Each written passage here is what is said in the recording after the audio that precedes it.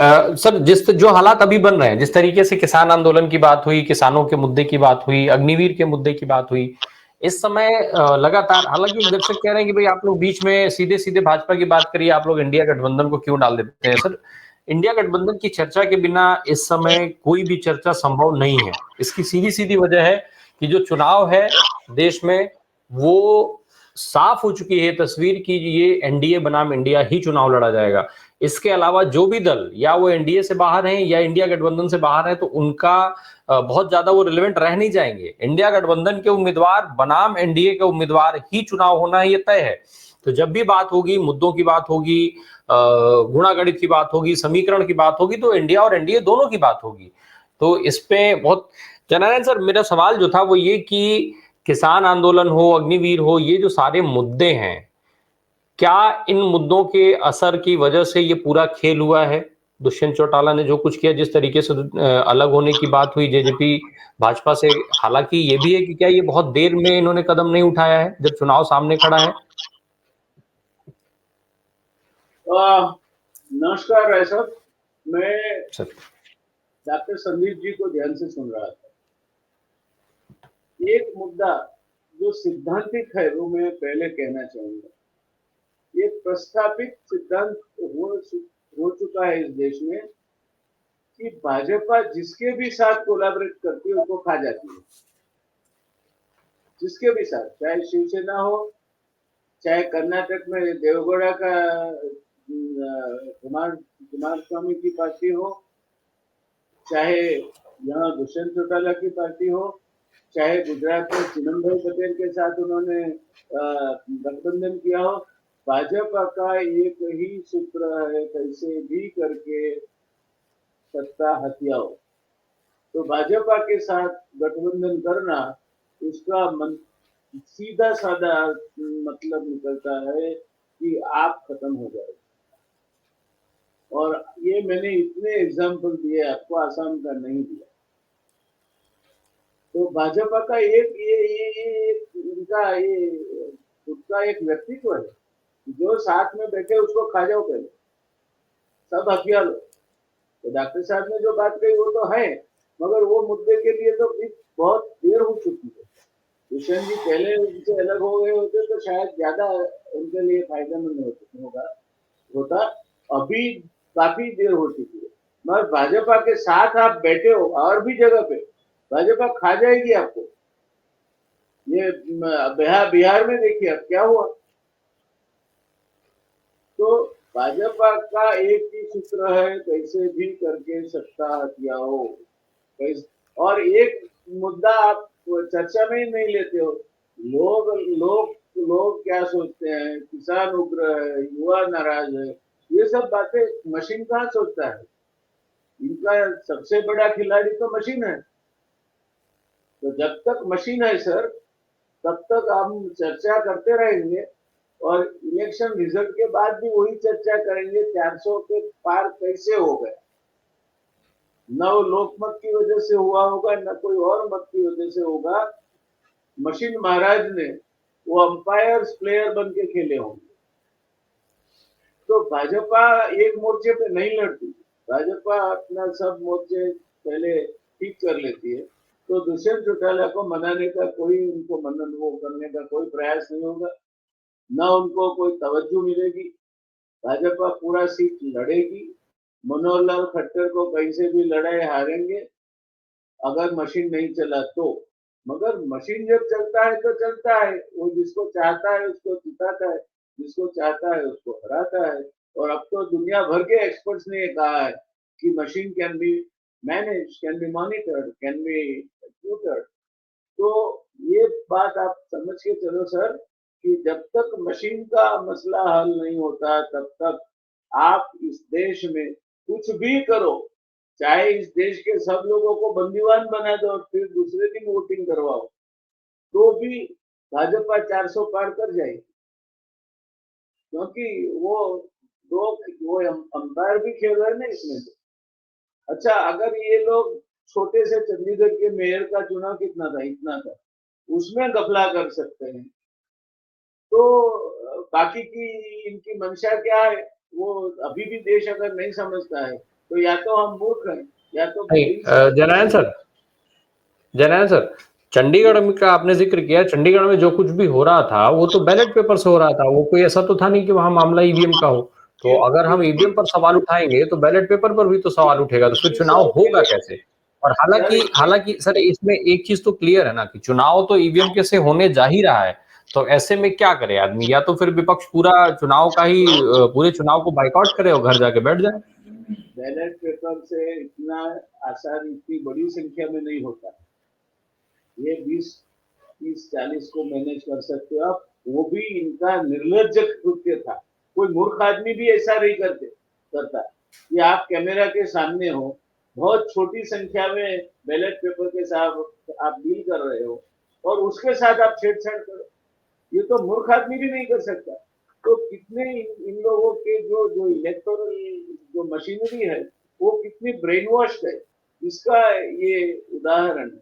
अब एक election commissioner बच गए हैं, 2 कर देंगे वो, क्योंकि अब तो अगर सुप्रीम कोर्ट ने रोक नहीं लगाई तो प्रधानमंत्री वो नियुक्त करेंगे वो सदस्य, और विपक्ष या सबसे बड़े दल के सदस्य वो हाजिर नहीं रहेंगे, तो 2 सदस्य तय कर लेंगे बाकी के 2 इलेक्शन कमिश्नर कौन है जो इनके मत के मुताबिक, उनके मर्जी के मुताबिक चुनाव करा सके। तो सर हमारा मुख्य मुद्दा तो ये होना चाहिए, ये सरकार के प्रति तो नाराजगी गृहिणी से लेकर किसान तक सब जगह पे है, कहीं भी उन्होंने ठीक नहीं किया है। आज आप देखो मालदीव में क्या हुआ, चाइना 6000 किलोमीटर दूर था, कहीं भी नजदीक दरिया में नहीं था, आपने उसको उन्होंने 26 को वो दे दिए टापू, तो चाइना आपके 600 किलोमीटर दूर आ गया। ये आपकी विदेश नीति है। अरुणाचल प्रदेश आधा चाइना कब्जे करके बैठा है, ये आपकी विदेश नीति है। जोहानिसबर्ग में आपके प्राइम मिनिस्टर को प्लेन में 15 मिनट बैठा रहना पड़ता है, ये आपकी विदेश नीति है। तो कौन सी नीति आपकी कहाँ सफल हुई? आप एक ही नीति में सफल हुए हैं और वो है मशीन नीति। मशीन नीति में उन्होंने परफेक्शन कर लिया है क्योंकि वो अधिकारियों से चलता है, और वहां जो फैक्ट्री है वहां भी 4 डायरेक्टर जो सरकार नियुक्त है वो चारों 4 भाजपा के सदस्य हैं। अब मैं चोर हूं और मुझे आपके घर की रखवाली सौंपो तो क्या होगा? आप वापिस आओगे राय साहब जब घर में कुछ नहीं मिलेगा, मैं सब वहां से कहीं और चला गया होगा, तो मेरे जैसे चोर को आपने रखवाल बनाया तो ये होगा। तो चोरों की रखवाली में तो यही होता है सर। तो मुद्दा ये नहीं है, मुद्दा हरियाणा में अगर लोकमत चला तो भाजपा आउट, पंजाब में लोकमत चला तो उन्होंने पहले ये किया, पता नहीं भगवत मान को केजरीवाल जैसा स्मार्ट आदमी कैसे फंसा, भगवत मान को उसमें क्यों डाला, वो जरूरत नहीं थी। पंजाब में भी वो आउट है। वेस्टर्न यूपी तकलीफ है, जयंत का कुछ वहां उपजने वाला नहीं है। जाटलैंड ऑफ राजस्थान तकलीफ है, तो ये सीटें लाएंगे कहां से? महाराष्ट्र में से नहीं आएगी, वेस्ट बंगाल में ममता खुद लड़ रही है तो सीटें तो उनकी आएगी तो, और ममता बनर्जी उसके बाद उनके साथ गठबंधन करेगी, ये कोई अगर सोचता है तो he is in a fool's paradise. Mamata Banerjee का डिसीजन मेकिंग ऑपरेटर के नीचे बॉल बेरिंग रखा हुआ है, वो कहीं भी घूम सकती है। तो ये परिस्थिति में सर हरियाणा में जो भी हुआ देर से हुआ, पहले निकल जाना चाहिए था। पहले तो गठबंधन करने के पहले सोचना चाहिए था कि ये आप अजगर के साथ गठबंधन कर रहे हो और आपको निकल जाएगा, आप छोटे हैं और ये अजगर है, और अजगर को आप इसके साथ गठबंधन करके आप बैठे हैं। तो यही होना था जो आज दुष्यंत चौटाला को हुआ है। वो उनकी उसके लिए अगर कोई जिम्मेवार है तो दुष्यंत चौटाला जिम्मेवार है जी। नहीं सर, जरूरत गठबंधन की तो तब जरूरत बहुत इसलिए भी इनकी जरूरत हो गई थी क्योंकि भाई इन्हें जेल से निकलवाना था। फिर गठबंधन उस समय जब इन्होंने किया था तब का तो इन्होंने लाभ लिया कि भाई उप मुख्यमंत्री भी रहे, जेल से भी निकलवा लिया, उसका जो सियासी लाभ था उस समय तात्कालिक रूप से वो लिया। लेकिन अब जो चुनाव में जब चुनाव सामने आकर के खड़ा है, लोकसभा के चुनाव की डेट्स कभी भी ऐलान हो सकती हैं। ऐसे में इन्होंने वो दूरी बनाई और खास करके जो जो असर है वो साफ-साफ दिख रहा है कि कहीं न कहीं किसान आंदोलन का एक बड़ा दबाव है। जो युवाओं के मुद्दे पर बात हो रही है, उसका एक बड़ा दबाव है। जिस तरीके से राहुल गांधी एमएसपी पर गारंटी की बात कर रहे हैं, उसका एक दबाव है। राहुल गांधी जिस तरीके से भारत जोड़ो न्याय यात्रा के साथ-साथ जब वो युवाओं की बात करने लग जाते हैं, उनके नौकरी से लेकर के और पेंशन तक की तमाम गारंटीज दे देते हैं। तो जब इस तरीके के सीधे-सीधे जीवन से जुड़े हुए मुद्दों पर बात होने लग जाती है, तो उसका जो दबाव होता है, वो दूसरे सियासी दलों पर भी आना ही आना होता है। और वो जो सियासी दलों पर दबाव आता है, उसका ही असर शायद दिखने लग गया है अब, क्योंकि भारतीय जनता पार्टी ऐसे तमाम मुद्दों पर अचानक से जो पिछले 4 साल, साढ़े 4 साल से जिस चीज़ को लेकर के सिर्फ चर्चा होती थी, उस सीएए को लाकर के सामने रख दिया गया। तो ये कहीं न कहीं दिखाने लग गया है अब कि भारतीय जनता पार्टी के ऊपर भी प्रेशर बढ़ने लग गया और उसकी एक बड़ी वजह ये भी है कि जो भाजपा लगातार दावे करती आ रही है, जिस तरीके के चाहे वो चुनावी वादों की बात की जाए या अब की बार 400 पार का नारा दिया जा रहा है। तो अब की बार 400 पार का नारा तो आपने दे दिया, वो नैरेटिव एक बिल्डअप करने की कोशिश तो आपने कर ली, लेकिन अब आप कहीं न कहीं इस चीज़ को समझने लग गए हैं कि ये नैरेटिव बिल्डअप हो नहीं पा रहा है। ये जो आंकड़ा हमने अपने लिए तय कर लिया है और उसको लेकर के जब खूब मार्केटिंग जिसकी हमने कर ली है और लगातार हम करते जा रहे हैं, वो एक ऐसा नंबर है जिस नंबर तक किसी भी स्थिति में पहुंचना संभव है ही नहीं। तो अब पीछे भी नहीं आप हट सकते हैं क्योंकि चुनाव सामने खड़ा है। भाई 2-4 महीने का गैप होता तो शायद वो नंबर्स बदल दिए जाते और शायद इसी का एक प्रयास जो है वो संसद के अंदर से प्रधानमंत्री की तरफ से किया गया। प्रधानमंत्री ने 400 की बात करके और फिर 370 की जो बात की, वो कुछ इसी का हिस्सा था क्योंकि तब उनको ये समझ में तब तक भाजपा को आ चुका था कि भाई 400 सीटें हम लेकर के नहीं आ रहे हैं। हमारे पास इस तरीके का नंबर है नहीं, आंकड़े किसी भी स्थिति में हमें इतना फेवर कर ही नहीं रहे हैं कि हम 400 सीटों तक पहुंच पाए। और जब 400 सीटों तक नहीं पहुंच पाए तो कम कैसे करें? तो एक भावनात्मक हिसाब किताब बनाया गया 370 का आंकड़ा लेकर के। 370 का जो आंकड़ा लिया गया वो कहीं ना कहीं यही दिखाने की कोशिश थी कि हम 370 जीत लेंगे। फिर बाद में ये भी होगा कि अगर 370 सबकी मिला के भी आएंगी तब भी चीजें, लेकिन क्या 370 का आंकड़ा भी आसान है?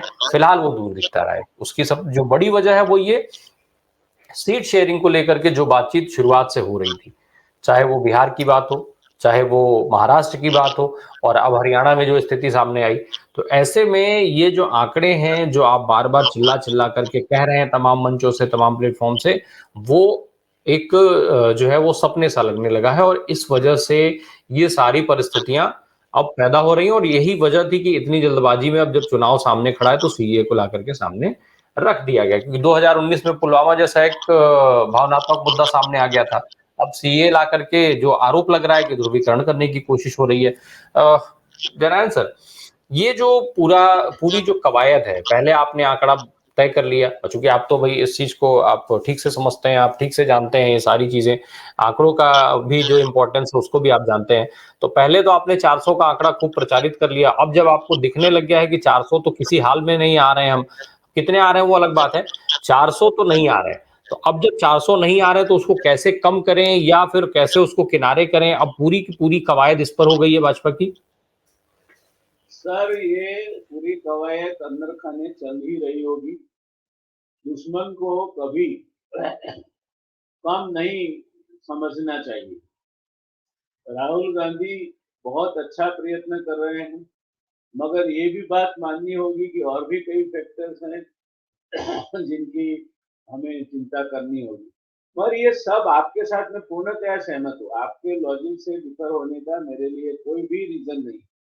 आपके साथ पूर्णतया सहमत हूँ, मगर वो तब जब फेयर प्ले हो। ये एक इल्यूजन खड़ा कर रहे हैं कि लोग चिल्ला रहे थे इतनी नहीं आएगी, वो नहीं आएगी, ये नहीं आएगी, लो 400 के ऊपर आ गए। जनमत मोदी जी के साथ है, लोग मोदी को चाहते हैं। ये भी एक प्लॉय है सर। ये मशीन को ऑपरेट करना, उसके लिए आपको कहीं भी किसी के पास जाने का कोई जरूरत नहीं है। वो उनका जो मैकेनिज्म है तय है और एक्सपीरियंस है लोग इसको मैनेज करने में। तो मशीन के अगर मशीन नहीं रहा, फर्ज करो कि सुप्रीम कोर्ट ने बोला कि मशीन के बिना इलेक्शन करो, तो आप जो कहते हैं भाजपा की 100 सीट नहीं आएगी इस देश में।